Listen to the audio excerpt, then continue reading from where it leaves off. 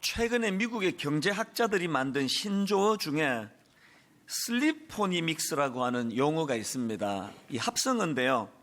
이 수면, 잠 이런 뜻을 갖고 있는 슬립이라는 단어하고 경제라는 뜻을 가진 이코노미의 합성어인데요. 이게 이제 우리말로 하면은 이제 수면 경제 이렇게 번역할 수 있는 용어입니다. 얼마나 이 미국 사회가 불면증으로 고통하는 사람들이 많았으면 이런 신조어가 다 나오는가 그런 생각을 하시겠는데요. 실제로 어느 그 수면 환경 연구소에서 발표한 거를 보니까 2011년도를 기준으로 해가지고 이 미국의 수면 시장 규모가 약 230억 달러. 우리나라 돈으로 환산을 해보니까 23조 5천억 원이랍니다.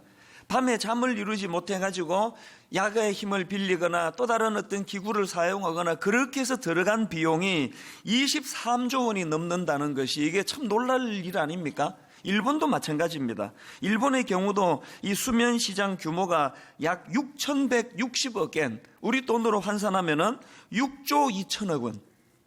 지금 이 대한민국도 점점 이제 이런 나라들을 닮아가 가지고요. 우리나라 올해 그 수면 시장 규모가 약 1조 원에 달할 것이라고 그렇게 예측을 하고 있습니다. 제가 이 내용을 어느 기사에서 봤는데요. 이제 이런 내용들을 다루고 있는 그 기사의 제목이 어떻게 되어 있는지 아십니까? 제목이 이렇습니다. 뇌는 지쳤는데 마음은 잘 준비가 안 됐네요.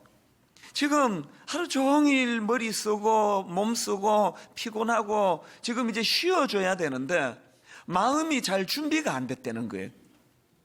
저는 이 표현 한마디가 오늘 고뇌가 많고 무거운 짐을 지고 힘들어하는 이 시대 사람들의 그 마음을 대변하는 그 압축해 놓은 그런 메시지 같습니다. 뇌는 지쳤는데 마음은 잘 준비가 안 됐네요.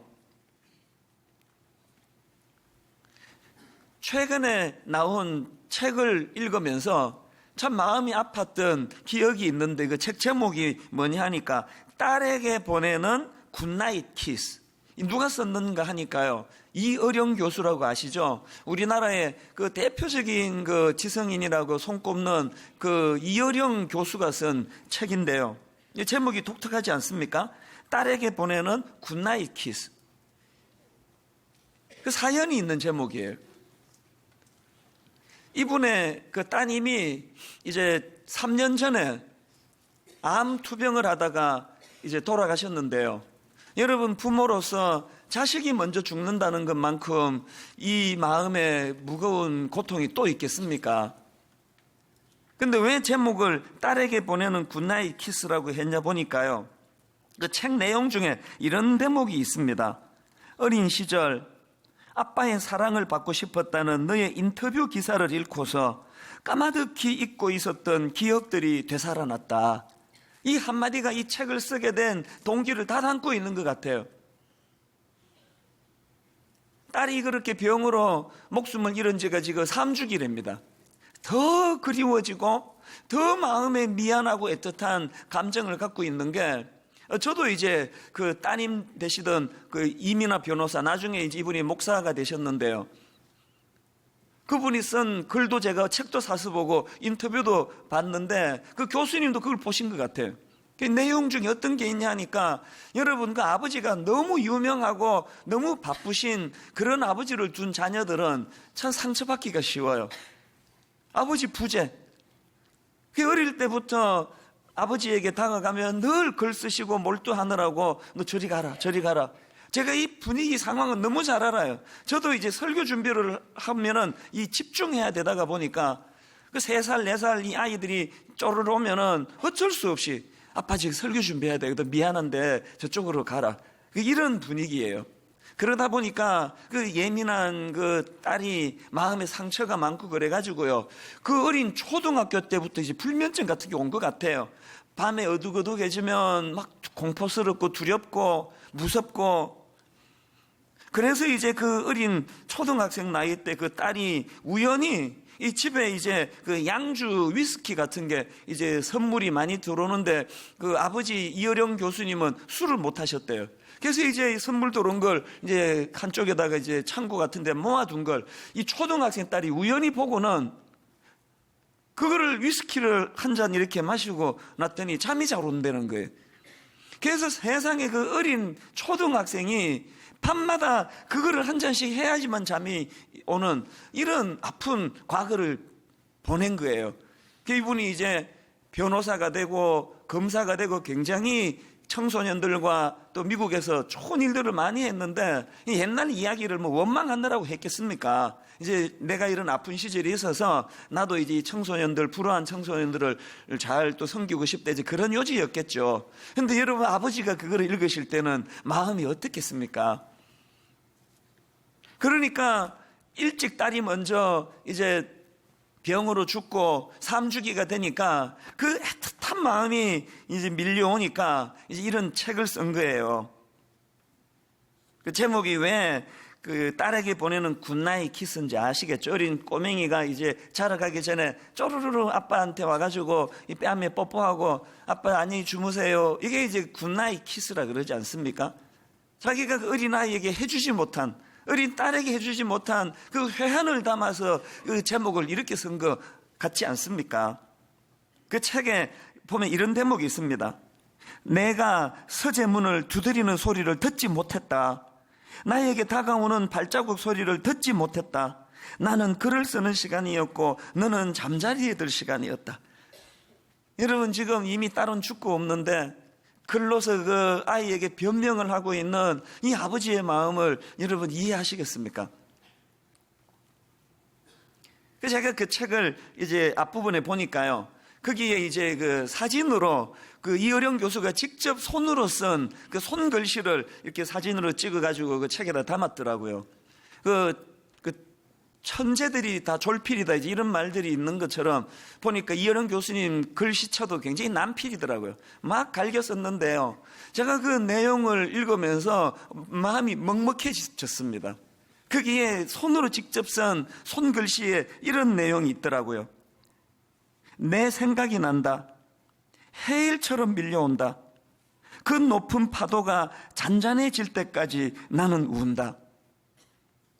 여러분, 세계적인 스카기라고 하는 이 고령의 아버지가 그 어린 딸을 그리워하면서, 먼저 간 딸을 그리워하면서 쓴 이 손글씨를 제가 이렇게 보는데, 저도 아버지니까 이 마음이 먹먹하더라고요. 내 생각이 난다. 해일처럼 밀려온다. 그 높은 파도가 잔잔해질 때까지 나는 운다. 참 마음이 아팠던 게, 여러분, 이 이어령 교수가 이제 이 땅에서 목숨이 다하는 그날까지 이 짐의 굴레로부터 벗어날 수가 있겠습니까? 4주기가 되고 5주기가 되고, 이게 인생이더라는 거예요. 너무너무 후회스럽고 회한이 내 마음을 누르는 이런 아픔을 지고 살아가거나, 또 어떤 사람들은 살아갈 날이 힘들어가지고, 제가 이런 글들을 읽으면서, 저는 이제 목회자니까 오늘 여기 예배 드리러 오시는 분당 우리 교회 성도님들의 이 엿새가 얼마나 짐이 무겁고 걱정은 많고 생각도 많고 고민도 많고, 이어령 교수님처럼 돌이킬 수 없는 그 회한으로 그렇게 눈물을 삼키는 성도들이 얼마나 많을까. 그래서 매주일마다 마음의 소원이, 하나님, 종의 무능함에 맡겨두지 마시고 성령님 초자연적으로 역사해 주셔서 매 예배 때마다 저들 어깨에 드리워져 있는 무거운 짐을 주님이 받아주시는 그런 사건이 경험되어지는 예배가 되게 하여 주시옵소서. 그 마음의 짐을 안고 매 시간 강단에 서는 거예요.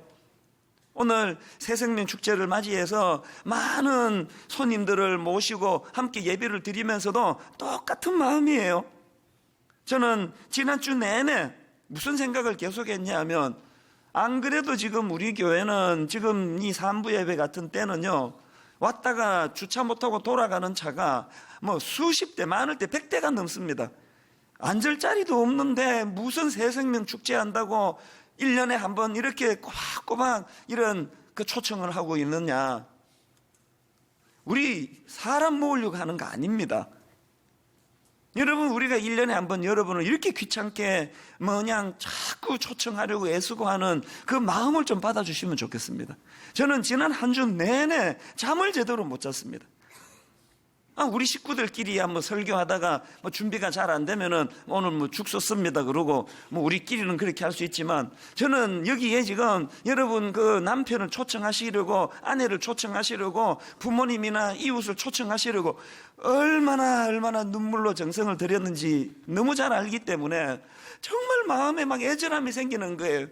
하나님, 오늘 미련한 저를 꼭 사용해 주셔서 하나님의 말씀이 잘 전해져서 오늘 우리가 본문으로 읽었던 이 말씀, 마태복음 11장 28절 29절, 수고하고 무거운 짐진 자들아 다 내게로 오라. 내가 너희를 쉬게 하리라. 나는 마음이 온유하고 겸손하니 나의 멍에를 메고 내게 배우라. 그리하면 너희 마음이 쉼을 얻으리니. 여기 두 번 반복되는 말씀, 내가 너희를 쉬게 하리라. 그리하면 너희 마음이 쉼을 얻으리니. 하나님, 이런 일이 꼭 예배 중에 일어나게 해주시기를 원합니다. 제가 여러분의 그 마음의 짐을 내려놓는 일을 돕기 위하여 한 주 내내 내가 너무 무거운 짐을 지고 있었습니다. 이 수면 사업, 이 슬리포노믹스라고 하는 이 단어가 제게 꼭 필요했습니다. 잠도 안 오고 몸은 피곤한데 누워있어도 이 마음이 이게 쉬지를 못하게 하니까 설교 준비하고 어떻게 쓰든 기도하면서 오늘 여기 오신 분들에게 하나님 초자연적으로 역사하셔서 이론 몇 가지 듣는 거 말고 예배 중에 신비로운 은혜를 경험할 수 있도록, 오늘 새벽에도 새벽 3시에 알람을 해놨는데요, 마음이 쉬지를 못하니까 알람 소리 듣기 훨씬 전에 깨가지고 이런 정성을 하나님이 불쌍히 보셔서 여기 오늘 초청되어 오신 우리 많은 손님들과 그리고 또 기존의 우리 교회의 성도님들에게 마음의 짐이 사라지는 기적을 경험하는 예배가 되기를 바랍니다. 그래서 제가 오늘 본문 마태복음 11장 계속 읽고 묵상을 하는 가운데 큰 글씨처럼 주님의 말씀이 두 가지로 요약되는 걸 제가 깨달았습니다. 하나가 뭐냐 하니까 내게로 오라. 수고하고 무거운 짐진 자들아 다 내게로 오라. 그 다음에 내가 너희를 쉬게 하리라. 또 하나 주님이 요청하시는 게 뭐냐, 나의 멍에를 메고 내게 배우라. 나의 멍에를 메고 내게 배우라. 그리하면 너희 마음이 쉼을 얻으리니. 제가 보니까 우리 인생의 무거운 짐을 내려놓기 위하여 주님이 요구하시는 게 딱 두 가지더라고요. 내게로 오라, 내게로 오라. 또 나의 멍에를 메고 내게 배우라. 그래서 제가 이 두 말씀의 의미가 뭔지를 오늘 좀 여러분에게 설명을 드리려고 하는데요.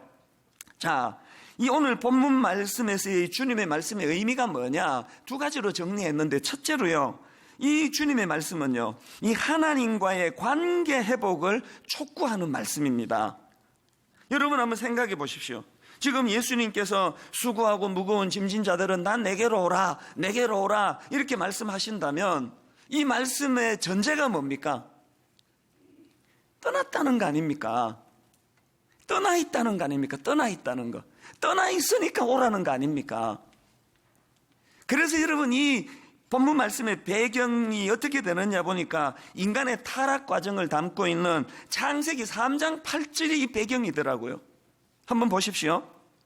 그들이 그날 바람이 불 때 동산에 거니시는 여호와 하나님의 소리를 듣고 아담과 그의 아내가 어떻게 반응하는가 보세요. 여호와 하나님의 낯을 피하여 동산나무 사이에 숨은지라. 여러분, 인간이 타락하고 범죄할 때 가장 먼저 보이는 행동은 하나님을 피하는 거라는 거예요. 죄가 하나님과 인간 사이를 갈라놓는 거예요. 하나님이 피하신 게 아니에요. 이 악한 것들, 내가 떠나겠다가 아니에요. 인간이 숨는 거예요. 인간이 피하는 거예요. 그랬더니 그 다음 구절을 한번 보십시오. 여호와 하나님이 아담을 부르시며 그에게 이르시되 내가 어디 있느냐.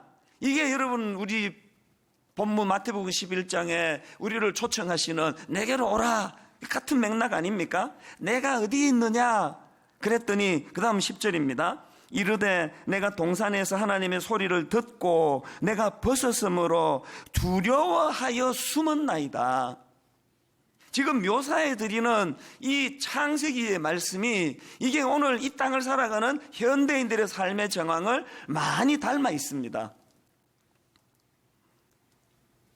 여러분, 하나님이 우리 인간들에게 주신 에덴 동산, 이거 다 아시죠? 이 에덴 동산 할 때 이 에덴이 원어로 이 단어가 무슨 뜻인지 아십니까? 이 에덴이라는 단어는요, 기쁨, 즐거움, 이런 뜻을 가진 단어예요. 하나님은 우리가 이렇게 우울하고 힘들고 죄책감에 시달리고 갈등하고 그러기를 원치 않으세요. 하나님은 우리가 기쁨의 동산에 거하기를 원하세요. 그런데 범죄함으로 말미암아 하나님을 피해, 그래서 하나님이 두려워하여 숨었나이다 하는 인생을 향하여 오늘도 초청해 주시는 거예요. 너 그렇게 살지 마라.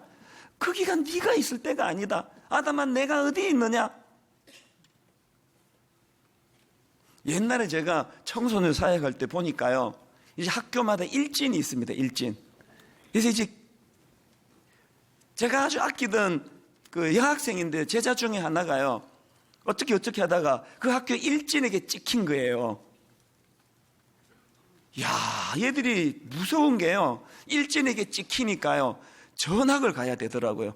선생님한테 그 부모님이 찾아가서 호소를 하니까 그 선생님이 뭐라고 말씀하신지 아십니까? 이건 우리도 손을 쓸 수 없습니다. 전학 가세요. 야, 제가 그때 깨달았던 게요, 여러분, 학교 일진하고 관계가 깨지면 전학 가야 되는, 하물며 여러분, 창조주 하나님, 우주를 창조하신 하나님과 관계가 깨졌는데 어떻게 이 땅에서 행복할 수 있겠냐고요. 하나님은 하나님과의 관계 속에서 이루어지는 기쁨을 누리기를 원하시는데 이 기쁨을 잃어버려 두려워하여 숨어 있다 보니까 인간이 만든 쾌락을 추구하느라고, 룰을 벗어난 쾌락을 추구하느라고 점점 그 갈증을 느낄 때 콜라를 마시는 것처럼 인생이 점점 더 목말라지는 게 이게 오늘 우리의 모습 아닙니까? 저는 오늘 이 본문에 내가 벗었으므로 두려워하여 숨었나이다, 이 인간의 상태를 불쌍하게 보시고 수고하고 무거운 짐진 자들아 다 내게로 오라, 주님이 이렇게 초청을 하시기 위하여 얼마나 많은 대가를 지불하셨는지 아십니까? 제가 오늘 이 설교 한 편을 위해서 한 주 내내 아무것도 하지 않고 온 마음을 여기에 쏟을 수밖에 없는 대가를 지불하셨다면 우리 주님께서는 여러분을 초청하시기 위하여 어떤 대가를 지불하셨는지 아십니까? 로마서 5장 10절을 한번 보십시오. 곧 우리가 원수되었을 때에 그의 아들의 죽으심으로 말미암아 하나님과 화목하게 되었은즉 화목하게 된 자로서는 더욱 그의 살아나심으로 말미암아 구원을 받을 것이니라. 예수 그리스도의 이 십자가는 하나님과 우리 사이를 화해하도록, 원수되었던 하나님과 우리를 회복하도록 주신 하나님의 도구라는 것입니다. 에베소서 2장 13절을 현대인의 성경으로 보니까 그러나 전에 하나님을 멀리 떠나 있던 여러분이 이제는 그리스도 예수님 안에서 그리스도의 피로 하나님과 가까워졌습니다. 이 구절 안에 이 복음이라고 하는 모든 우리가 알아야 될 지식이 이 구절 안에 다 담겨져 있거든요. 여러분, 이 목사가 왜 힘든지 아십니까? 왜 이 설교가 어려운지 아세요? 하나님이 주신 이 구원의 도리가 너무 간단한 거예요. 15초 읽으니까 다 끝난 거 아닙니까? 그런데 어쨌든 저는 이걸 한 30분에서 35분으로 이걸 이제 때워야 되니까 뭐 그냥 막 미국에 그 남 자만 오는 사람 얘기 다 끄집어내고 막 신조 다 하고 막 이어령 교수 이야기 막 길게 하고 했는데 지금 18분밖에 안 지났습니다. 이제 이 15분, 16분을 어떻게 때워야 됩니까? 여러분, 오해하시면 안 되는 게 여기서 여러분이 몰랐던 그 무엇 하나를 깨달아 오신 게 아니에요. 십자가 사건은 내가 경험하는 거예요. 내가 맛을 보는 거예요. 그런가 하면 두 번째로 오늘 본문에서 주시는 주님의 말씀에 의미가 하나 더 있는데 그것은요, 하나님의 인도하심을 맛보라는 권면의 말씀입니다. 29절을 한번 보십시오. 나는 마음이 온유하고 겸손하니 나의 멍에를 메고 내게 배우라. 그리하면 너희 마음이 쉼을 얻으리니. 여러분이 멍에를 맨다는 게 뭘 의미할까요? 이 멍에는 그 헬라어로 보면은 쥐고스라는 단어인데요. 이 단어는 원래 연결하다, 연합하다 이런 뜻을 가진 단어예요. 예수님이 지금 이 멍에라는 단어를 쓰시는 데는 그 문화적인 컨텍스트가 있는데요. 예수님이 지금 염두에 두시는 건 뭐냐? 이 멍에는 농사 도구 아닙니까? 그 유대 사회에서 이 밭을 갈 때 소 2마리를 묶어가지고 그렇게 밭을 갈게 하는 문화를 배경으로 하고 있습니다. 소 2마리를 멍에를 씌워가지고 밭을 갈게 하는데 한 마리는 큰 소예요. 어미 소예요. 아주 노련하고 능숙하게 일하는 소예요. 그 큰 소의 멍에를 지우는 파트너 소는 새끼 소예요. 작은 소예요. 약한 소예요. 그래서 이 2마리를 멍에를 지워서 한 세트로 해가지고 이제 그 큰 소의 영향을 받으면서 배우고 알아가고 깨달아가도록 하는 그 당시에 그 유대 사회에 이게 문화라는 거예요. 주님께서 내게로 오라. 첫 번째 말씀은 내게로 오라. 그 다음에 멍에를 같이 지자, 멍에를. 그래서 내게 배워라. 이게 이런 배경이에요. 여러분, 신앙생활 한다는 것은요, 그 어린 소가 홀로 경험도 없어서 힘도 못 쓰고 막 갈짓자를 걷는 그런 헷갈리는 걸음걸이가 아니라 노련하고 능숙한 어미소와 더불어 멍에를 메고 같이 걷는 길이에요. 이 신앙생활이에요. 이보다 더 쉽게 설명하기가 쉽지가 않습니다. 언젠가 제 아내가 눈물의 고백을 했는데요, 신혼 때보다 지금이 더 좋다는 거예요. 결혼하고 후회한 적이 없다는 거예요. 그러면 잘 산 거 아닙니까? 여러분, 제가 결혼하고 바람핀 적 없습니다. 딴 여자한테 빠져가지고 막 정신이 못 차린 적 진짜 없습니다. 믿어주세요. 그런 적 없어요. 이게 저도 신기해요. 저도 어떻게 이런 일이 가능한지 아십니까? 예수님과 멍에를 같이 맸거든요.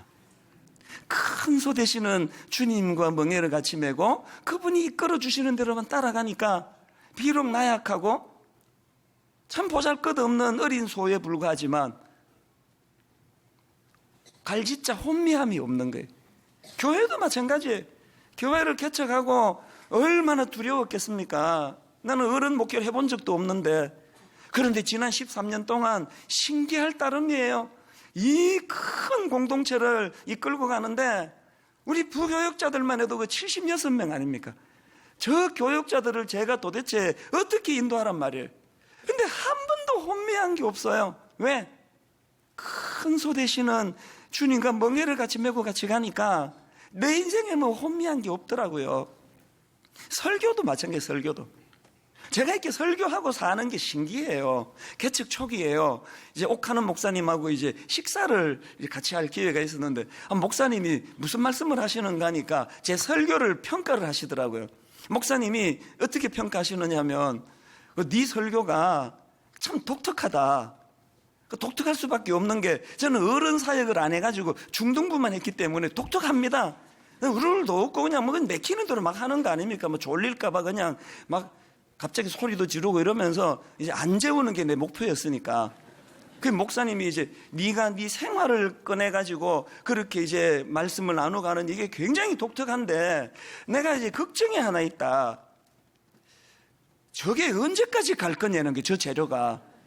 그 독특한 경험을 하는 건 한계가 있는데, 이제 이 목사가 70살까지 목회를 해야 되는데 지금 네가 나이가 42인가 3인가 그런데 어떻게 이게 20년 30년 거리가 나올지 걱정이 된다. 목사님이 그러시더라고요. 아니 그 설교의 대가 스승이 그런 말씀을 하시니까 저도 걱정이 되더라고요. 이게 한 2, 3년 가다가 이게 다 재료가 끊어지면 어떡하지? 그랬는데 여러분, 지난 13년 동안 제가 지난주에 이 설교를 준비하다가 불쑥 옥하는 목사님의 그 말씀이 떠올라서 얼마나 감사했는지 몰라요. 이 재료가 다 떨어졌다 하면 꼭 사람을 보내줘가지고 그 사람을 통해 뭘 배우게 하고, 책을 통해 끊어지지 않고 계속 설교할 수 있도록 재료를 공급해 주시는 그분이 저와 멍에를 같이 하고 가시는 살아계신 하나님이시더라고요. 저는 오늘 여러분에게 그냥 논리를 가지고 여러분에게 다가가고 싶지 않습니다. 하나님과 멍에를 같이 하고 가는 인생길에 그분의 인도하심을 맛보고 경험하는 인생. 저뿐만 아니고요, 너무너무 많은 우리 교회 성도님들이 멍해를 같이 하고 가는 성도들이 누리는 마음의 평안을 저는 알고 있는데, 제가 한 사례만 말씀을 드리고 오늘 말씀을 마무리하려고 하는데요. 최근에 우리 교회 그 성도님 한 분이, 자매님인데요, 저에게 장문의 메일을 보내오셨습니다. 이분은 오래전에 교통사고를 당해가지고 그만 몸에 면역체계가 이제 이상이 생겨가지고요, 몸이 지금 너무너무 힘든데 답답한 게 병원에서도 원인을 못 찾고 있는 거예요. 그래서 늘 이제 몸이 힘든데요, 이 남편이 이제 뭐 우리나라 분들이 다 그렇듯이 이제 남편이 이제 다니던 직장을 그만두고 이제 새로운 직장을 찾는데, 이게 생각보다 잘 안 찾아지는 거예요. 그러니까 주부로서 당연히 이제 경제적인 어려움에 대한 부담도 지금 갖고 있는 거예요. 그리고 최근에 자녀가 이제 아들이 외국으로 유학할 좋은 기회가 왔는데, 이제 주부 입장에서 경제적으로 지금 이게 지금 잘 안 맞는 거예요. 그래서 이런 걱정, 저런 걱정을 가지고 있는 분인데, 왜 제게 메일을 보냈느냐? 그런 자기를 하나님 어떻게 하시고 그날 주일날 목사님을 통해서 너무너무 놀라운 그런 답을 주시는 말씀을 주셨다고, 그래서 이제 장문의 메일을 보내온 겁니다. 내용을 한번 들어보십시오. 목사님, 그동안 안녕하셨는지요? 저는 잘 지내고 있습니다. 건강도 더디지만 조금씩 회복되고 있습니다. 아들을 외국 보내기로 결정하고 나서 정체 모를 불안감, 두려움 등등이 몰려와 자꾸 눈물이 나고 아는 친구가 우울증 증세라고 병원에 가보는 게 좋겠다고 해서 정말 그럴까 생각하고 있던 중이었습니다. 잠도 잘 안 오고 성경책도 잘 안 읽혀져서 큐티도 말씀도 기도도 어느 것도 손에 잡히지 않고 무엇보다 평강이 사라져서 무척 힘들었습니다. 그래도 말씀을 봐야겠다는 생각이 들어 무심코 성경을 폈는데, 그때 형광펜으로 줄친 한 구절이 눈에 들어왔습니다. 이사야 26장 3절 4절. 주께서 심지가 견고한 자를 평강하고 평강하도록 지키시리니 이는 그가 주를 신뢰함이니이다. 너희는 여호와를 영원히 신뢰하라. 여호와는 영원한 반석이심이로다. 일단 제가 반가운 것은 한 구절에 평강이라는 단어가 2번이나 들어가 있어서 무조건 붙잡고 싶었습니다. 이제 본인이 힘든 상태니까요. 그 다음 보세요. 칠판에 적어놓고 그 말씀을 수시로 들여다보곤 했습니다. 말씀이 반갑기는 했지만 제 마음의 평강이 쉽게 회복되지는 않았습니다. 그러다가 점점 신뢰라는 단어가 눈에 들어왔습니다. 신뢰가 자꾸 묵상되어지던 어느 날 지인이 보내준 설교를 듣는데, 설교 속에 신뢰라는 단어가 자주 등장했습니다. 자연히 더 몰입해서 귀를 기울이게 되었습니다. 그 순간 마치 하나님이 제게 명쾌하고 친절하게 말씀해 주시는 느낌이 들었습니다. 과거의 경험이나 현실의 상황만 바라보고 미래까지도 예측해서 불안하고 두려워했던 제 마음을 보게 하셨습니다. 그동안 괴롭히던 정체 모를 불안과 두려움을 끊어내고 하나님이 일하실 것을 기대하고 소망하는 것이 신뢰라는 깨달음을 주셨습니다. 예전의 평강을 다시 해보겠습니다. 심지가 견고하다는 것이 어떤 의미인지 조금은 알 것 같습니다. 그 다음 보세요. 감사하게도 그날 저녁부터 잠을 제대로 자기 시작했습니다. 중약하고요. 오늘 목사님 설교에서 말씀하신 주도하시는 신실하신 하나님께 내 삶을 내어 맡기는 것, 이것 또한 신뢰의 영역으로 이해했습니다.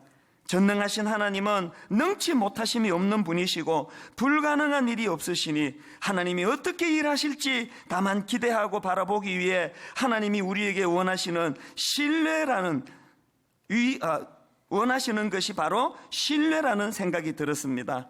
건강, 재정, 어떤 문제도 오로지 하나님의 영역으로 제가 걱정할 일이 아니고 다만 내어 맡기고 신뢰하는 것이 정답임을 오늘 말씀을 들으며 또 깨닫습니다. 여러분, 제가 지금 수만 명의 사람들을 대상으로 말씀을 전하는데 이 자매님에게 하나님은 제 음성 입술과 상관없이 그 자매에게 꼭 맞는 말씀으로 그에게 다가가니까 이것이 너무 감격이 되니까 시간이 없어서 다 못 읽어드렸는데요, 너무너무 가슴이 벅찬 감격의 기쁨을 여기다 토로를 하고 있더라고요. 뭐가 신앙이라고요?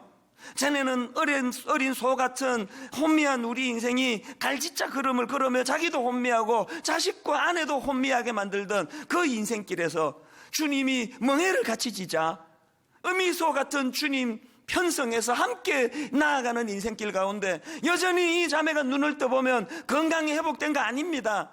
남편이 직장 구한 거 아닙니다. 그 똑똑한 아들을 지금 유학 보낼 너무너무 좋은 조건인데 경제적인 어려움으로 불면의 상황은 변화되지 않았지만 멍에를 함께 지는 그 하나님이 자기를 한 걸음 한 걸음 인도해 주시니까 그 기쁨으로 그렇게 기쁨이 회복됐다고 너무 좋아서 저에게 이메일을 보내주는 거 아닙니까? 놀라운 건요, 미국에 집회를 가면, 일본에 가면, 유럽에 가면, 동남아에 가면 한 번도 빼놓지 않고 똑같이 들려지는 놀라운 탄성이 뭔지 아십니까? 목사님, 저희 사정을 어떻게 알고 매주 그렇게 설교하십니까? 미국에 계시는 그분 사정을 내가 어떻게 아느냐고요. 그냥 저는 혼미하게 설교하는데 멍에를 같이 지고 계시는 그 주님께서 저하고 상관없이 그 가정을 인도해 주시니까 이런 치유와 회복이 일어나는 거 아닙니까? 결론을 맺으려고 합니다. 여러분, 지난 금요일이에요. 우리 장로님들하고 어디를 이제 같이 갔는데요. 내 옆에 앉으신 장로님이 무슨 말씀을 하시는가 하니까, 목사님 몇 년 전인가 새생명 축제 때 이분이 의사분인데요. 우리 병원의 직원들을 초청해서 예배를 드렸는데 그 중에 두 분이나 갑자기 너무너무 가슴 아픈 사연으로 남편을 잃고 마음이 무너져 있는 상황인데, 초청해서 여기 들어와 앉자마자 주변 사람이 민망할 정도로 눈물이 쏟아지더라는 거예요.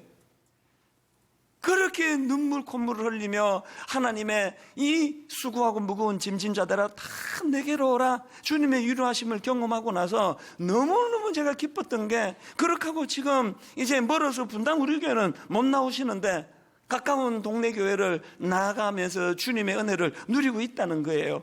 여러분, 지난 13년 동안 이 주님의 초청에 응했던 얼마나 많은 주님의 자녀들이, 또 가정들이 쉼을 누리고 안식을 누리고 그 멍에를 지시는 주님과 더불어 혼미함 없는 인생으로 살아가는지 아십니까? 오늘 초청받아온 여러분에게도 이런 역사가, 이런 사건이 일어나기를 주님 이름으로 축원합니다. 오늘 여러분들에게 찬양 하나를 저희가 들려드리려고 하는데요. 요새 보니까 막 그 공영 TV 이런 데서도, 공중파에서도 종종 이 찬양이 들려져서 참 마음이 좋은데요. 내 영혼 지치고 피곤할 때에, 근심 걱정 내 마음 진두를 때, 난 잠잠히 주님을 기다리네, 주님 내 곁에 오실 때까지, 이런 가사를 가진 찬양입니다. 저희가 불러드릴 텐데 한번 가사를 잘 음미해 보시면 좋겠습니다. 이렇게 찬양합니다. 우리 주 예수 그리스도의 은혜와 하나님 아버지의 다함없는 사랑과 성령님의 감동, 감화, 위로, 교통, 충만하심의 역사가 오늘 말씀 듣고 힘 얻어 주님의 날개 아래, 주님의 보호하심 아래 주님께 위탁하고 맡기며 에덴의 기쁨을 누리고 살기로 다짐하며 예배하는 모든 주의 자녀들 머리 위에 지금부터 영원토록 함께 하시기를 간절히 축원하옵나이다. 아멘.